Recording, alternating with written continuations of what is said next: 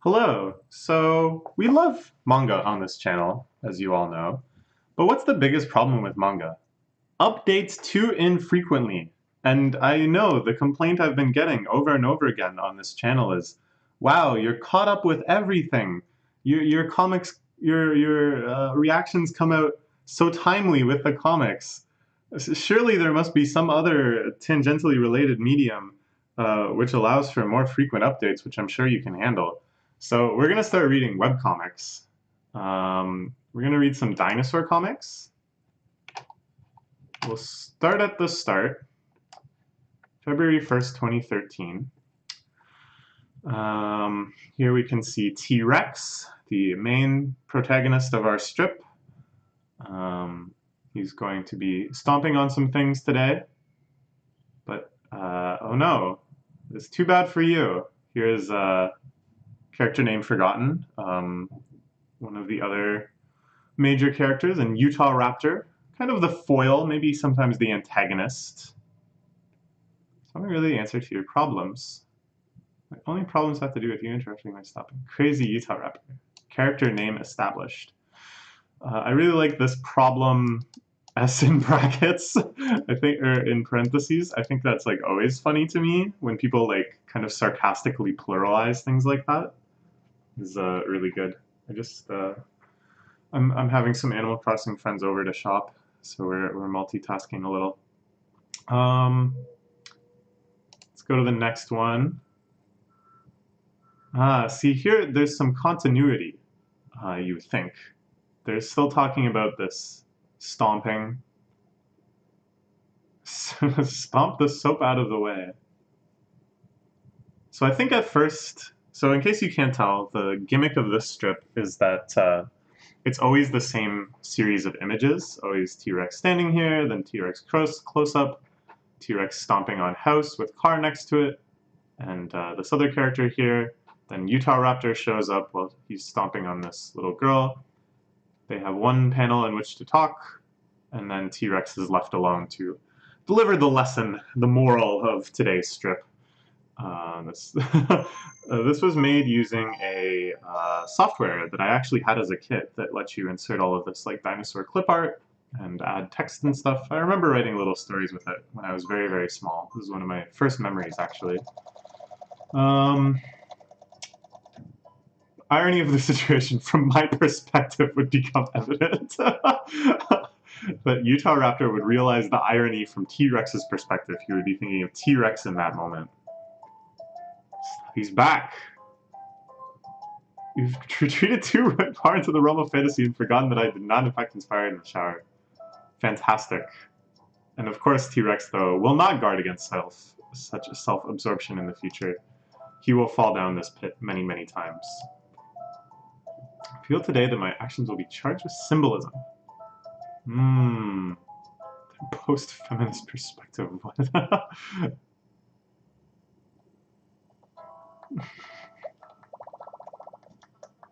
Essential struggle between man and his darker half. Interesting, interesting. Alright, let's continue. They had a friend, female, who dated her roommate, also female. Lesbians! This became a reaction image for a little while. I saw this posted a lot on 4chan and stuff. The other person you live with? Yeah. Now this is pretty rare, that the little house is talking. This, I think, is basically the only strip I can think of where the little house actually talks. Broke up a week later and still had to live together. The sting of a failed romance. I know it well. And here's the first time that they're not really talking so much about what T-Rex is doing. There's a reference to the little house, but Utah Raptor isn't admonishing him for stomping or anything. I too have consummated my love for my roommate of the same gender. Now when I see him, quite often as it turns out, there's a tension that hurts me, right here. I was his roommate. A twist! This is also very rare to see this thought bubble. A lot of experimentation in these early strips. We're up to strip 4 now. You can see Ryan North is starting to play with the formula a little bit. But after this kind of initial burst of experimentation and kind of outreaching to the limits of the format, he seems to settle more into a groove where it's really just all about the dialogue and stuff. Ah, look at this continuity.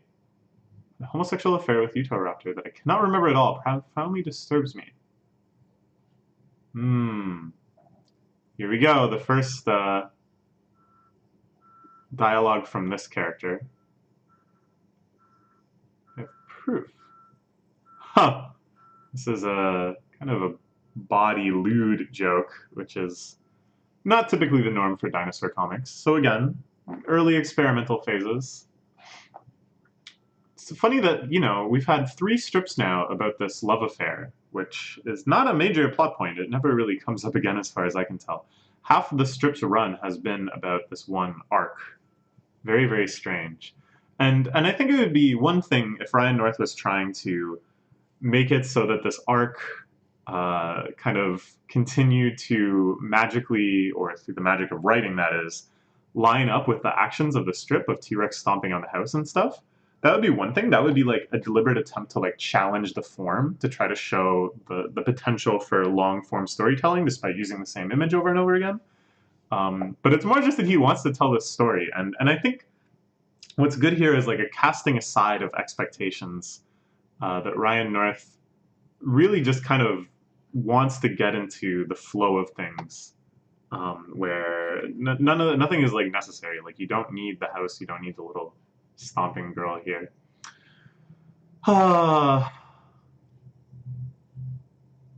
Due to difficult breakup, for the person ending it given a choice. It's such a little thing to weep, so short a thing to sigh, and yet by trades the sighs of these we men and women die. Dickinson. I love Emily Dickinson. Okay. What else we got? Still on, now over half the comic is about the Utahraptor T-Rex love affair. I do care about his vitamin B12. An educational installment. Often this panel is used for like titles. T-Rex like announcing something in this way, which I really like.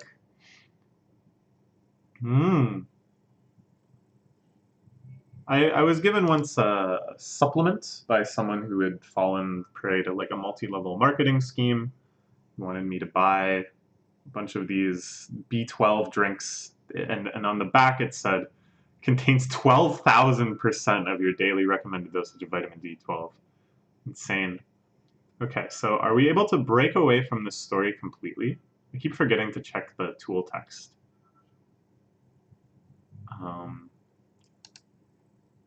Thought of the snappiest comeback ever. Now we're in a total different thing. Tell me what he'd like to make a living doing if he had a choice, and then I can say, well, sure, if you call that living. Stopping a few buildings and women should get his attention. So, it's the freedom. He can use the format if he wants to.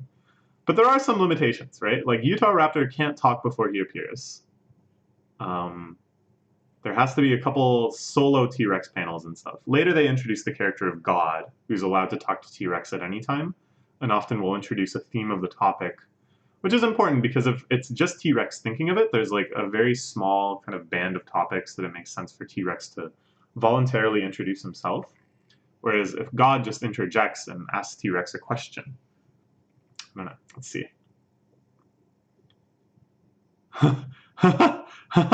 You call that living? Good. So you know what's great? Not being a Utahraptor. Whoa! Little race! That's pretty good. T-Rex just gets owned. That's quite nice. I felt the harsh sting of my own racial joke turned against me. Alright. Somehow backfired on me. You taught me how to be a stupid jerk. Pretty good. Good. For pointing out the fails of others. Your house is too small and your car is slightly out of scale. Your coloring is improbable. Difficulty discerning to whom I am speaking. Good. This kind of writing style I think is quite characteristic of Ryan North, where it's like a little bit over embellished, or it's like kind of grammatically accurate to the point of awkwardness. My friend has this thing. Ryan North has a lot of merch now, but my friend has the, you can make your own. It's really fun. What else we got? Ooh, this is a crazy strip. What the heck? Other additional images? Is that okay? I guess as long as these images aren't modified, you can add other ones. But this is crazy. I don't think you see this very often. Alright, nice. Don't actually care for beach balls, or you for that matter. They have this very strange relationship where most of the time they seem very friendly to one another and they kind of entertain each other's thoughts on good faith. But there's not like actually any kind of like substantial friendship happening. And this is, you know, of course, their only interaction. They just exist in this purgatory. I really need to get inside his head. It's I know it's a nice fresh taste in it this morning. Skin is not too itchy. I'm looking forward to a gooey feeling beneath my feet soon. Dinosaurs have souls? Good question. Remember one time, we haven't gone to the god character yet, but for some reason this made me think of a time in which I was like showering, and I don't remember why, but I was like, I'm gonna try to hear the word of God. And I like zoned out, and I pictured that I wanted to hear something like the God character in Dinosaur Comics. And suddenly the thought came to me, why have I never seriously considered eating pizza pockets? That is what my invocation of God said to me. All these personal revelations have left me baffled, disoriented. Values are baseless and nothing can be known or communicated. I believe this is called nihilism. When we abandon illusions, life is revealed as nothing. It is nothing short of absurd. There is no objective order to the world. All values are baseless and reasoning is impotent. Destruction is the natural response to such a metaphysical collapse. Goodbye, house. It is futile to do one's best in an absurd world. What the heck? I wrote a shockingly similar statement. Hold on. Hold on. Maybe you're unaware of this. I wrote some idol master doujin cheating. While I was trying to make my friend write his book, I decided to pressure him and be like, because we had already gotten the table at Comiket, so it was like, okay, if you don't finish your book, we're just gonna have to sell my book, which like is mostly in English and looks like this. Yeah. So she decides to be a nihilistic idol, and then look, this is basically the same line. To do one's best it's futile to do one's best in an absurd world. The concept of one's best is illusionary, so it matters not whether we gambarimasu. Anyways, this was a good comic. Wait, why can't I? What? Why can't I? What? Well, whatever. We got more Dinosaur Comics to read. Or actually, maybe we don't. Maybe we'll just go up. So, we read 14. The current one today is 3,547. So, if we can basically do one per minute.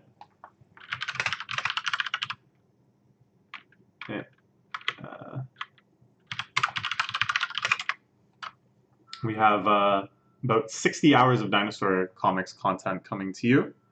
And if these videos are roughly 15 minutes long, then we have, I guess, 240 Dinosaur Comics episodes in order to read through this entire archive. That doesn't actually seem so bad. All right, let's do it. We're going to do it. We're going to read all of these Dinosaur Comics.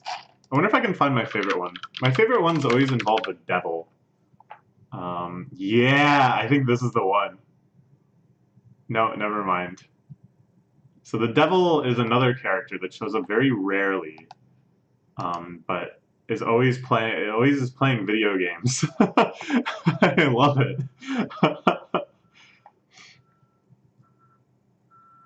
If you go on a diet, maybe stay with me. You should play video games.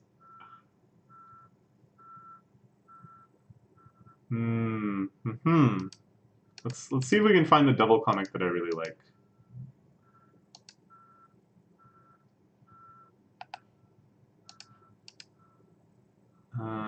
No.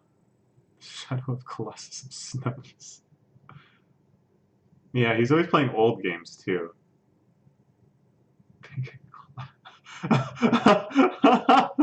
No one else can hear T-Rex or the Devil, by the way, so it leads to funny conversations. Uh...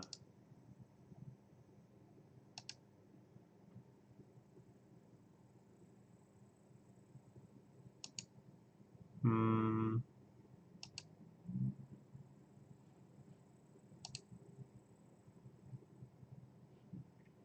Maybe?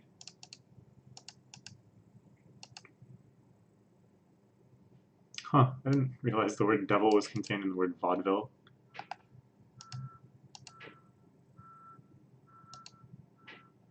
Oh, I think it's this one.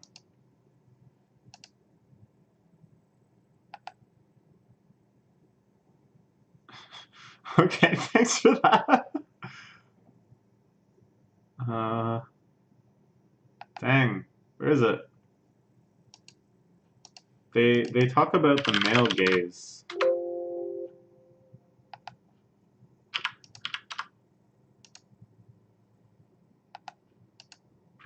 No. This is just the myth of Icarus. Yes, yes, yes, yes. This is like my favorite dinosaur comic. Salutations, T-Rex. Have you heard of the male gaze? I have, actually. It's film theory. The idea is the camera is situated by and for men. Thus, we always see more of the women's body than we do of the man's in film. The camera possesses the heterosexual male gaze, and thereby disenfranchises the woman by reducing her to the passive object of gaze, while the male is elevated to the active gazer. It is a not uncontroversial theory. Yes, but. But what about that is applied to video games? I actually wrote a paper on that! I wonder if I can find it.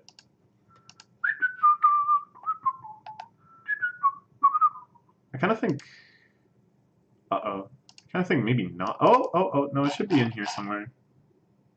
La da da da da da da da da da da da. No.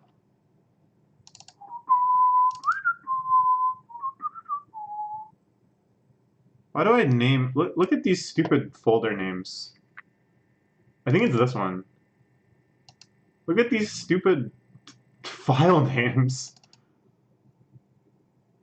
There we go. Scopophilia in video games. Yeah. Yes.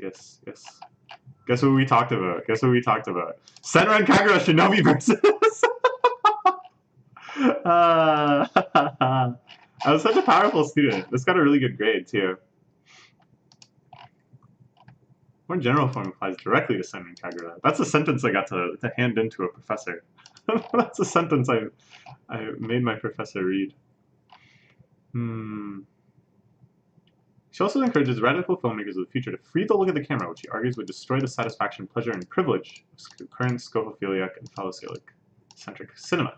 In video games, the influence of the player allows for an unprecedented level of freedom to subvert expectations of male gaze. However, in video games such as Senran and Kagura, this freedom is used instead to reinforce egoistical identification and objecting fetishization well beyond the power of cinema. The film may reward a protagonist's moral righteousness by allowing him to gaze upon an erotic scene for longer than the narrative might dictate. Senran and Kagura literally rewards the player's successful play with the ability to stare undisturbed at the characters beyond the possibility of the game's diegesis. Yeah, I really wrote like a student. I would definitely write this differently now. Make it make more sense. Anyways, let's continue reading this greatest of all dinosaur comics. I never thought you'd be interested in this male gazy stuff. Who'd be interested? Apparently me. The devil. I thought he was all more interested in, wall hacks than in sexual power structures socially encoded into the cinematic gaze. Added wrinkle of increased agency in games makes it extra interesting.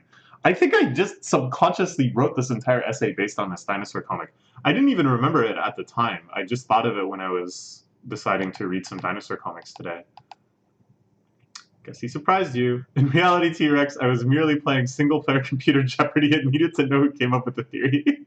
I assure you, the timer has long since expired.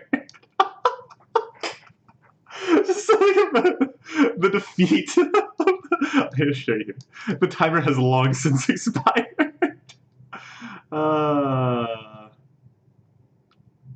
Yeah, okay. Good comic. Good comic. Good essay. Good, Idolmaster Dojinshi. Why can't we read through this? Was I just not pressing the right direction?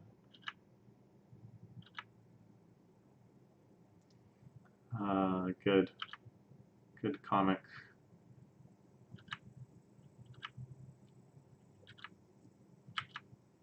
Good. Good drawing. I used my mouse. So I had extra precision. Alright. That's all for now. Bye-bye.